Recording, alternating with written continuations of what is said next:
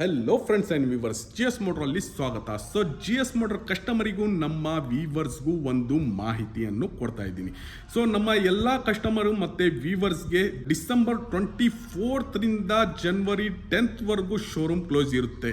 ಮತ್ತು ಡಿಸೆಂಬರ್ 24ರಿಂದ ಜನವರಿ 15th service centre close ಇರುತ್ತೆ.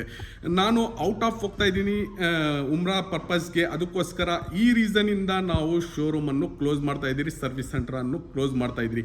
Emergency ಸಿಚುವೇಶನಲ್ಲಿ purchasing ಮಾಡೋರಿಗೆ ನನ್ನ ನಂಬರ್ಗೆ ಕಾಂಟ್ಯಾಕ್ಟ್ ಮಾಡಿಕೊಂಡು ಅಪಾಯಿಂಟ್ಮೆಂಟ್ ತೊಗೊಂಡು ಬಂದು ಪರ್ಚೇಸ್ ಮಾಡ್ಬೋದು ಎಮರ್ಜೆನ್ಸಿ ಸಿಚುವೇಶನಲ್ಲಿ. ಇಲ್ಲಾಂದರೆ 10ನೇ ತಾರೀಕು ಆದಮೇಲೆ, ಜನವರಿ 10th ಆದಮೇಲೆ ಬಂದು ಪರ್ಚೇಸ್ ಮಾಡ್ಬೋದು. ಸರ್ವಿಸ್ ಸೆಂಟ್ರಲ್ಲಿ ಸರ್ವಿಸ್ ಮಾಡಿಸ್ಕೊಳ್ಳೋರು ಕಸ್ಟಮರ್ಗೆ ಸರ್ವಿಸ್ ಮಾಡೋದು ಪ್ರಾಪರ್ ನಾನೇ.